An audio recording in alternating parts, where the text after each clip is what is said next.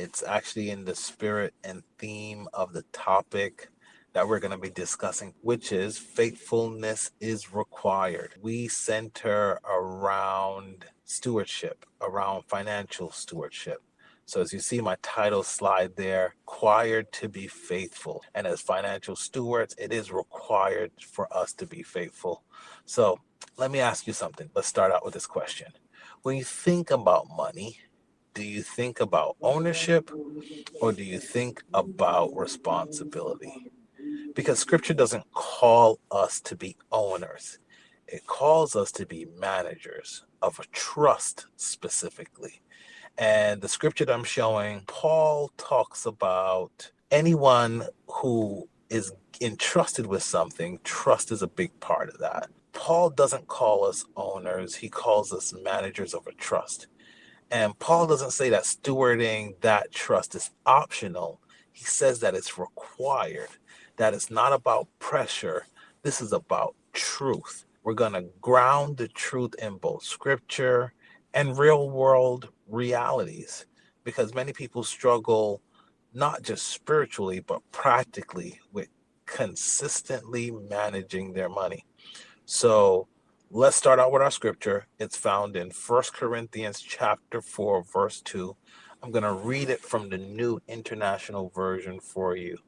Now it is required that those who have been given a trust must prove faithful. So how do we translate this for today? You guys know I like to start out with the foundational scripture. Then I like to give us some traction. How do we apply that scripture? How do we translate that word to daily living? Essentially, stewardship isn't optional and faithfulness is required. And your consistency with what you already have matters more than your desire for more. So here's the problem we struggle with. Statistically, people feel more confident about their money than they actually behave consistently with it.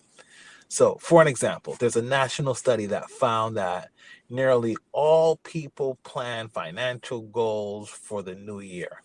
And I think the number is at like 97% of us set resolutions that have a financial component to it. Yet most of us struggle. We struggle to follow through. Another survey found that 83% of Americans let within the first 3 months of the new year, there's a gap between their intention and their consistent, faithful action. So we have it top of mind to set goals around our faithfulness, to set goals around how we manage our money, but we have a problem with the execution. And that's mainly, if you've been watching me for a while, I talk about this. You don't have a earning problem, you have a system issue. So that's what we're going to talk a little bit about. So faithfulness is not about your intentions, it's about sustained action, right? So most people pursue the increase. We all pray for the increase, we work for the increase, we're looking for more and more income, more savings, more goals. But scripture emphasizes faithfulness first. So here's the tension that we find ourselves in. Many people know something about what they should change. And again, from those statistics, it's more than half of Americans know what they should change and they feel somewhat confident in their financial knowledge. There's a ton of knowledge out there. I don't think we have a knowledge problem. I know people like to use the financial literacy, but I often push back on that. Literacy is just being able to read. I give the analogy of driving down the road. You see that red sign, the octagonal red sign with the letters STOP. We all can read it, but if you don't act on it, you'll end up in a car crash, right? If you get to that stop sign and you're still stepping on the pedal on the right, going 60 miles an hour in that intersection, you're going to have a crash. You have to not only be able to read the sign, you also have to apply the brake, right? And begin to slow your vehicle down and come to a stop. That's how you avoid tragedy. The same thing is true in our financial lives. It is not a financial literacy thing. It's a financial management problem that I think many of us struggle with. It's not crisis response. It's a lifestyle. So we have a lot of confidence, but the behavior isn't consistent, right? Here's the solution that I want us to begin discovering. There's really three core marks of financial faithfulness. Let's start with number one. Number one is faithfulness is consistent. You have to develop a manageable, doable system that you can follow, that you can be consistent with. For some people, it's spreadsheets. For some people, it's the software that their bank or their lending institution provides for them, right? They allow you to set up these mini budgets and all these kinds of things. For some people, it's old school. It's the envelope system, is actually getting the cash and putting it in envelopes and being able to manage your money that way. For some people, it may be what we used to say, balancing your checkbook and doing it regularly. Whatever it is for you, you have to find a system that is easy and convenient for you to stay engaged with, right? So that is really the big issue, is that first we have to be consistent. And so it doesn't live in these sort of big bursts of will, because what happens is at the beginning of the year, our willpower kicks in, goals. I want to make this much more. I'm going to start a side hustle. I'm going to start a business. And we look for these big willpower type initiatives. And then when the willpower wanes, and again, by the statistics, just 3 months into the year, we're no longer engaging in the activities that we set out on. So don't look for big wins. So it doesn't live in willpower and these big bursts of activities. It lives in small, incremental, consistent behaviors, right? So research shows that goals alone don't produce better habits. Systems are what produce better habits. And Forbes wrote a report about this where they recently talked about most New Year's resolution, including financial ones, fail because of a lack of sustainable behavior change, right? And a focus on a habit formation. That's really what it's big. If you've ever read the book Atomic Habits, it talks about habit stacking. If you want to work out, take your clothes out the night before and put them in a place close to where you need to get up, get ready quickly, and then move off. You're reducing the mental decision, you're reducing the mental negotiation that many of us have with ourselves. And I think that's what happens with our finances. The year starts, we say we're going to improve, then our paycheck hits, and we start the mental negotiation. Oh, well, I really wanted this. This is on sale. I got this event coming up. So we create all these justifications, and those are the mental negotiations that we have with ourselves that derail us from our larger goals, right? So here's a big thing for us to kind of settle in on. Do you see that within your own life that you have good intentions, but without a structure to implement and dovetail into those good intentions, you fail at those resolutions. You fail to meet the goals that you've set for yourself. So I want you to just reflect on your own life and see if you see that habit, if you see that trend for yourself.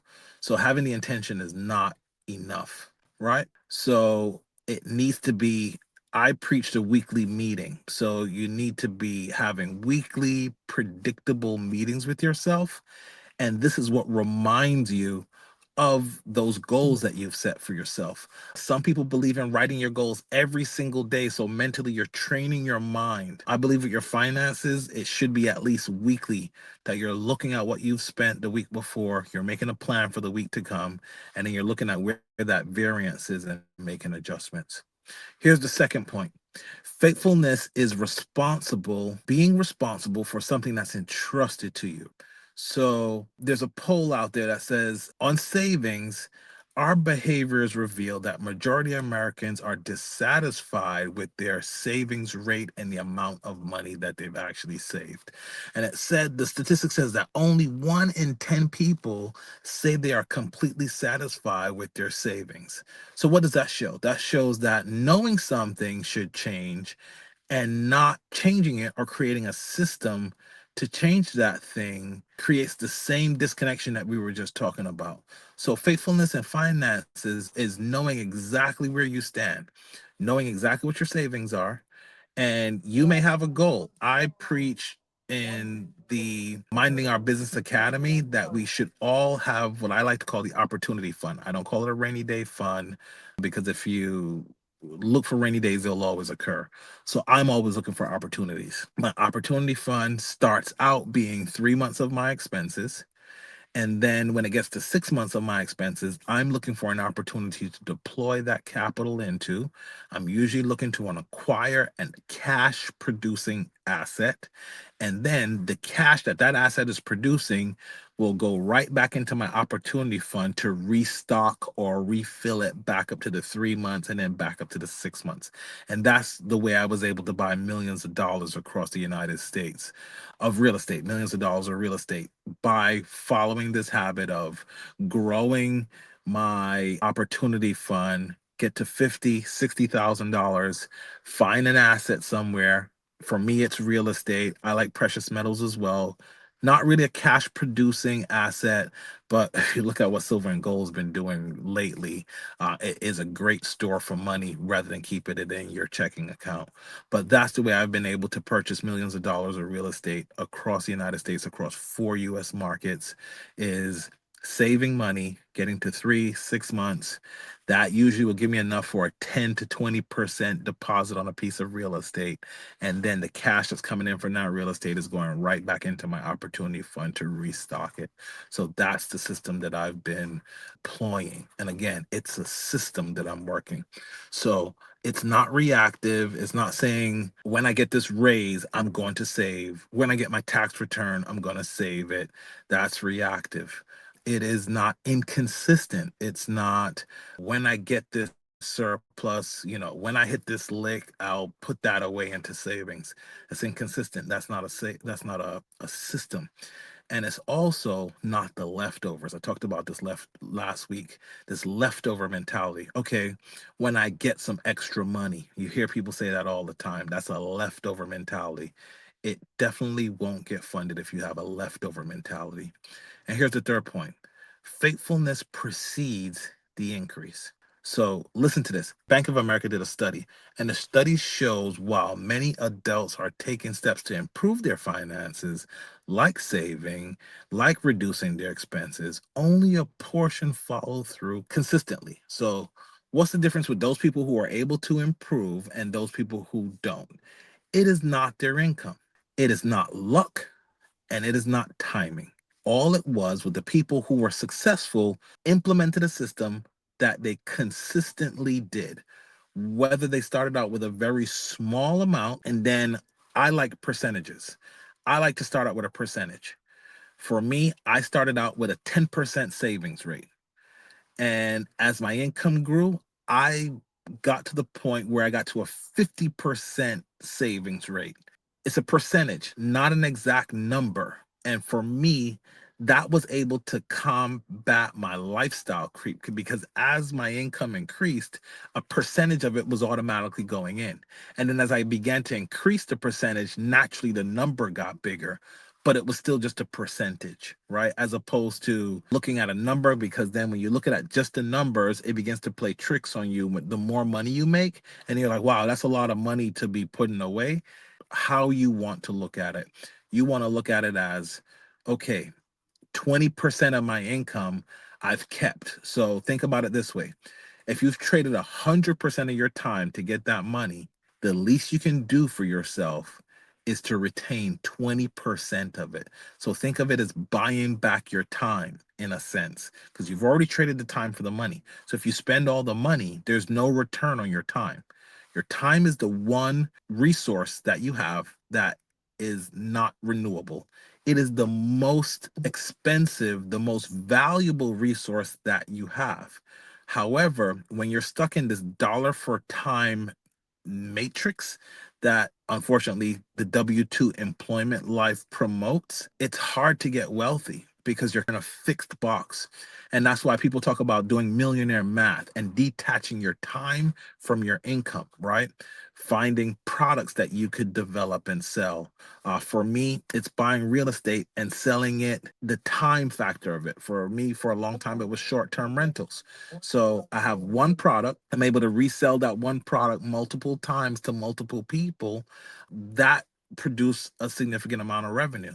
It might be, spending one time to do the research, to buy the property, and then you rent it out day after day, month after month, year after year. It no longer is using your time. You've detached your time from the income generation. And that is what's key as we look at the difference of having a system and how to be consistent. So let's take it back to the scripture. The scripture says, whoever is faithful in a little also will be faithful with much, right? So your small steps, your small faithful steps, they will add up and begin to compound week over week. And that's how wealth is built. So let's just review quickly those 3 points, pull them up in our PowerPoint for you here, and just recap them. What are the 3 things that we can use? What are those 3 markers we can use to gauge our faithfulness? Faithfulness is consistent, not occasional. Secondly, faithfulness is our responsibility.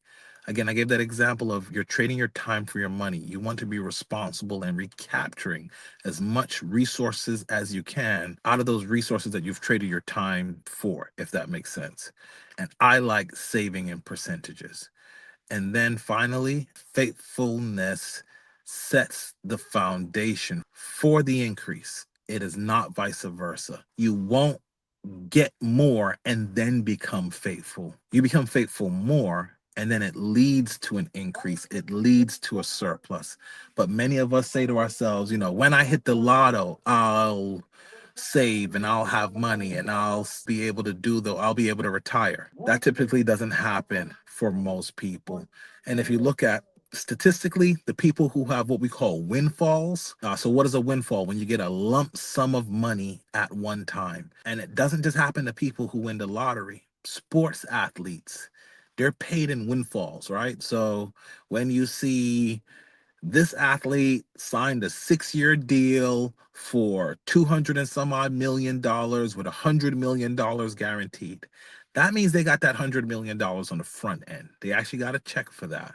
The check probably was actually down to about $50 million once Uncle Sam takes their portion. But then the problem is it affects our mentality and we think that money will never run out. And then that's when we begin to misappropriate. So going back to that, for most people, when they get a windfall, their emotions take over and their consumption rate explodes. If you look this up, it's called the Parkinson's rule. The Parkinson's rule says your lifestyle and your spending will always grow at the same rate as your increases. And that's one of the reasons why I believe in a savings rate, not a number, a percentage, because it directly combats the Parkinson's rule. I think that was really important information. So here's the question. If God audited your income, your goals, your faithfulness, so again, if God audited your income, your goals, and your faithfulness, would he see consistency? Would he see responsibility? And would he see growth? So if the answer is no, if you're being honest and the answer is no, then allow us to invite you to the Minding Our Business Academy. We have a process, and we're going to show you that process now. We don't believe in taking the emotional approach to building systems and building wealth. To be faithful, it requires execution. So if you are like that gentleman on the top left of this graphic and you feel drift, you feel misaligned, this graphic shows you we have a process. It's built on 9 pillars, and we take you from drift into a process of being aware of where the drift is, and then beginning to implement systems, percentages on how you manage your income, a series of accounts that you allocate your income to, and then, like I mentioned earlier, a little bit about the opportunity account, and then implementing systems to multiply that income, then in order to build wealth, in order ultimately to impact the kingdom. So if you go all the way back to Genesis, the command for man was to be fruitful. I believe that is work based, right? Agriculture is being fruitful and to multiply. So being fruitful is the working part, which many of us don't have a problem with. The multiplication then is implementing a system. So you're saving some of those dollars and you're investing it in order to multiply. I know a lot of times when Sunday morning and we're in church, we hear the pastor talk about that scripture, and we think automatically the multiplication of our family, having more children, and two people turning into four, and all those different ways they've tried to expound on that. I believe the core of that multiplication actually is a financial principle. I don't believe it's a physical principle. And this is our roadmap to how we get you there. So not only do we have a process for you, but we have a community where you can lock in with like-minded individuals. We meet weekly. Here is a link to our school community. That is the platform we're using currently. And we want to let you know that this is a free community. So you can join us.